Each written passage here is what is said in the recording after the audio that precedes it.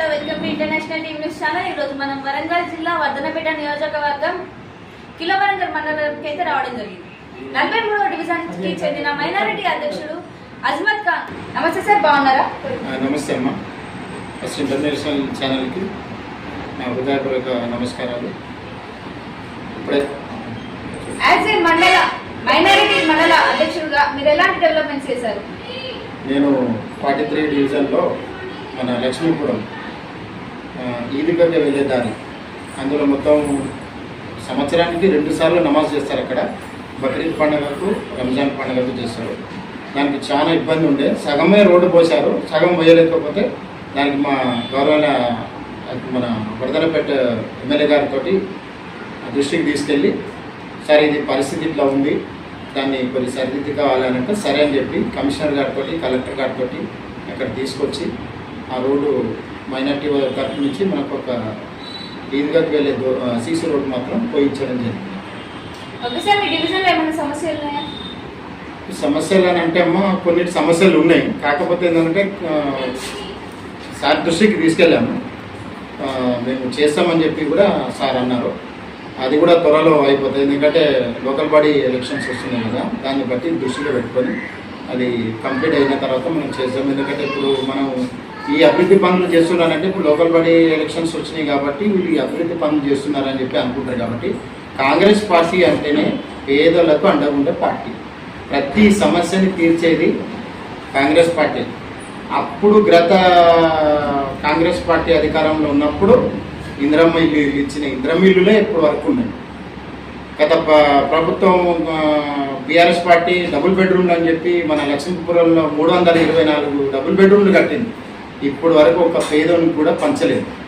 First ఇచ్చింది Congress party. ఇప్పుడు కూడా కాంగ్రెస్ పార్టీ ఇందిరమ్మ పథకం కింద ఇందిరమ్మ ఇల్లులు దాదాపు 130 వరకు ఇప్పటి వరకు శాంక్షన్ చేసింది. ఫస్ట్ విడత అది 2024 మాత్రమే వచ్చినాయి. ఇప్పుడు 2025 వరకు కూడా కొన్ని వస్తాయి. అందులో మైనార్టీ కూడా ఒక టోటల్గా 43 డివిజన్లో మైనార్టీ ఒక 30 ఇల్లులు దాకా వచ్చినాయి. ఖచ్చితంగా బీసీ వస్తే మాత్రం ఖచ్చితంగా నిలబడతానమ్మా. ఎందుకంటే కాంగ్రెస్ పార్టీ అంటేనే పేదల పార్టీ. ప్రతి ఒక్క అభివృద్ధి పనుల్లో ముందుండి మా నాగరాజన్న సాయంతో మేము ప్రతి ఒక్క దాన్ని ముందుండి ఆయన దృష్టికి తీసుకెళ్తే, అన్న ఇది ఒక ప్రాబ్లం ఉంది మా డివిజన్లో అంటే ఇమీడియట్లీగా వచ్చి అన్న దాన్ని క్లియర్ చేయించేస్తాడు. అది నైట్ అయినా కానీ డే అయినా కానీ. మధ్యలో గాలి ద్వారం వచ్చేసి ఓకే మన పోల్స్ అవన్నీ పడిపోతే ఎలక్ట్రిసిటీ వాళ్ళకు ఫోన్ చేసి ఇమీడియట్లీగా ఆ రోజు నైట్ 10-12 గంటలకు వచ్చి వాళ్ళు చేసి 3 గంటల వరకు 3:30 వరకు వాళ్ళు కరెంట్ అందించేటట్టు చేశారు. అది నైటు. ఆ టైంలో ఒక ఎమ్మెల్యే గారు ఫోన్ రెస్పాన్స్ చేయడం చాలా గ్రేట్ అనుకుంటాం. ఎందుకంటే కాంగ్రెస్ పార్టీ అంటేనే పనిచేసే పార్టీ. ఎలక్షన్స్ ఎలా జరగబోతున్నాయి? భారీ ఎత్తున జరగబోతున్నాయమ్మా. ఖచ్చితంగా కాంగ్రెస్ పార్టీ గెలుస్తుంది. ఎందుకంటే ప్రతి ఒక్కళ్ళ దగ్గర పేదోళ్లకు ఖచ్చితంగా అండగా ఉండేది మాత్రం కాంగ్రెస్ పార్టీ. కాంగ్రెస్ పార్టీ వచ్చినప్పటి నుంచే మనకు సన్నబియ్యము, గృహజ్యోతి, మహాలక్ష్మి ఈ 6 గ్యారంటీలు కాకుండా ఇంకా కొన్ని కూడా అదనపు పథకాలు కూడా ఇచ్చింది మన రేవంత్ రెడ్డి అన్న సర్కారు. ఇప్పుడు ముందు సర్కారు కూడా జరిగేది కూడా లోకల్ బాడీ ఎలక్షన్లో కూడా ఖచ్చితంగా భారీ మెజార్టీ తోటి ఇప్పుడు మన నాగరాజన్నను మన ఎంపీ కడెం కావ్య గారిని ఎలా గెలిపించారో అదేవిధంగా ప్రజలు కూడా అదే ఉత్సాహంతో ఉన్నారు. మేము ఖచ్చితంగా కాంగ్రెస్ పార్టీకే ఓటేస్తాం, కాంగ్రెస్ పార్టీకి గెలిపిస్తాం. ఎందుకంటే మాకు గ్రామాలు అభివృద్ధి కావాలి. ఆ దృష్టిలో పెట్టుకొని మేము కాంగ్రెస్ పార్టీకే చేస్తాము అని చెప్పి ప్రజలు కూడా దృష్టిలో ఉన్నాం. ఓకే సార్, మా ఛానల్ కన్క్లూజన్ ఇచ్చే ముందు ఎవరికైనా చెప్పాలనుకుంటున్నారా?